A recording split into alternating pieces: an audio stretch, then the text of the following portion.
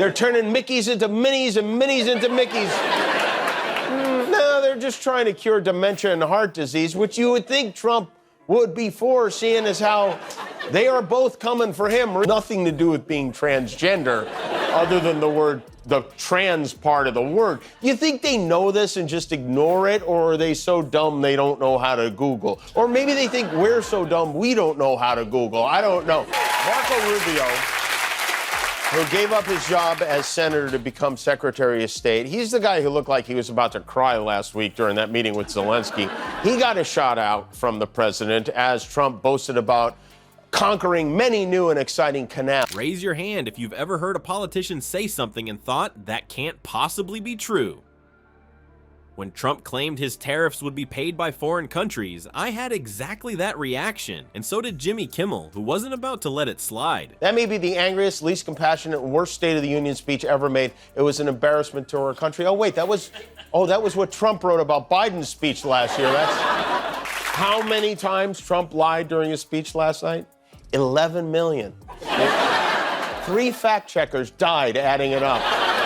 Not everyone was a fan of the King's speech. Well, he topped it. There was plenty of Biden bashing last night. Trump said Biden was the worst president in history. He blamed him for the price of eggs. He said a lot of crazy stuff, but we're all paying more at the grocery store. So when Trump claims his policies will magically lower prices while the math shows the opposite, it affects our daily lives. Kimmel's takedown isn't just funny. It's addressing the gap between political promises and our economic reality. Before we move on, I'd like to ask you a small favor. If you appreciate this content, please take a second to like this video and subscribe to the channel. Over 98% of you watch the videos without subscribing. It costs you nothing, but it makes a huge difference to us. So did you click the subscribe button? Great, thank you so much. Now, back to the video. But not the president. Trump's speech went on so long. His speech was 10 minutes longer than The Lion King. He spoke for 99 minutes last night with no intermission. It was the longest presidential address in more than 60 years. Why is it that the orchestra can play off an Oscar winner? This is real. No, it's not. You know, you hear the president of the United States say we're spending $8 million. Who would have thought a late-night comedian would become the arch nemesis of a former president? Yet here we are watching Donald Trump and Jimmy Kimmel duke it out in one of the weirdest celebrity feuds of our time.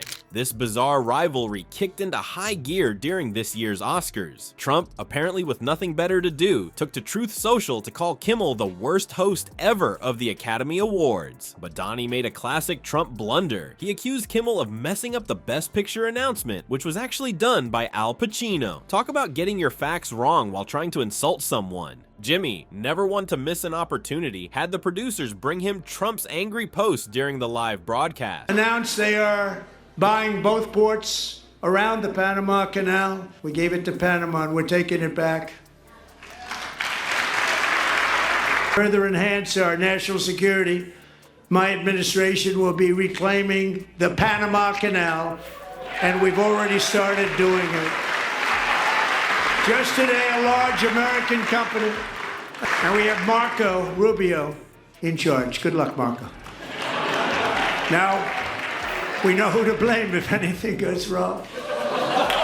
Yeah, he'll be the first to go. He's the first one fired. He's done. He read it on air and delivered the now infamous comeback. Isn't it past your jail time? The audience erupted, and the clip went viral faster than Trump could type his next all-caps rant. That jail time joke really got under Trump's skin. He went on Fox News days later, calling Kimmel not a smart person and dumber than I thought. But all this presidential pouting just gave Kimmel more comedy ammunition. He's been relentlessly mocking everything from Trump's orange complexion to his rambling speech patterns, proving that comedy might be the kryptonite to Trump's Superman complex. What makes Kimmel different from other late-night hosts is his approach. While Stephen Colbert goes for sophisticated political satire, and Jimmy Fallon mostly avoids controversy, Kimmel has developed a unique style of wrapping serious fact-checking in accessible jokes. He doesn't just call Trump Orange McTinney hands for laughs. He systematically tears apart Trump's statements with research and evidence, all while keeping his audience entertained. This pattern extends beyond just Kimmel. Trump has a long history of lashing out at entertainers who challenge him, from Alec Baldwin's SNL impressions to Taylor Swift's political endorsements. But Kimmel seems to trigger him in a special way, perhaps because the comedian refuses to back down. All this comedy sparring was just the warm-up act for what would come after Trump's congressional address. Kimmel was sharpening his comedic knives for what would become his most savage Trump takedown yet, picking apart the former president's wildest claims with the precision of a surgeon and the brutality of a heavyweight boxer. When Trump stepped up to address Congress, he unleashed a tsunami of claims so outlandish that fact-checkers needed therapy afterward. Jimmy Kimmel didn't just poke fun at the speech, he performed a full-scale demolition job, armed with facts, jokes, and an arsenal of creative nicknames that would make a kindergarten bully jealous. The centerpiece of Kimmel's takedown was Trump's bizarre economic fantasy world. Trump seriously tried convincing America that foreign countries pay his tariffs, not American consumers. As Kimmel pointed out, Trump's claim that tariffs would rapidly drive prices down flies directly in the face of what every economist with a functioning brain cell predicts. It's like claiming smoking cigarettes is the fastest path to becoming an Olympic swimmer. Kimmel didn't just mock Trump, he systematically executed a comedic fact check, leaning heavily on CNN fact checker Daniel Dale's work that documented at least 13 false claims during that single address. Dale's fact checking became Kimmel's comedy ammunition, proving that sometimes the funniest jokes are just stating the actual facts next to Trump's claims and letting the absurdity speak for itself. Among the gems Kimmel dissected was Trump's claim about Social Security paying benefits to 300-year-old people. While explaining that yes, there are some issues with the Social Security database, Kimmel clarified that no, the government isn't sending monthly checks to people who were alive during the Revolutionary War. This particular whopper served as Exhibit A in Kimmel's case for Trump's total disconnect from reality. Perhaps the most economically damaging claim Kimmel tackled was Trump's assertion that his proposed tariffs would cause only a little disturbance.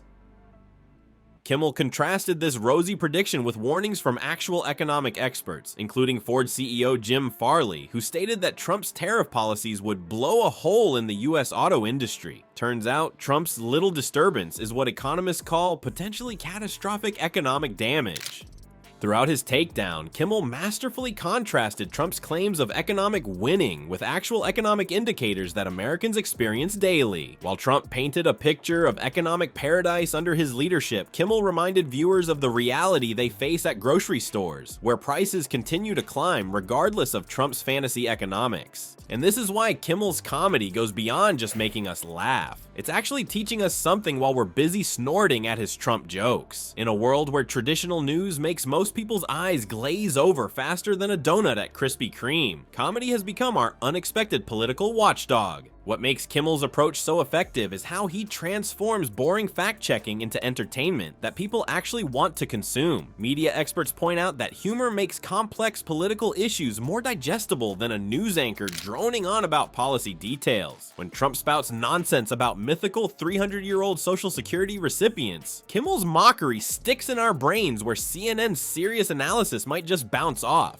The Trump-Kimmel feud isn't just funny business, it's filling a critical gap in our media landscape. As the Orange One continues his assault on reality, maybe comedians are exactly the truth tellers we need to keep our democracy from turning into one big unfunny joke.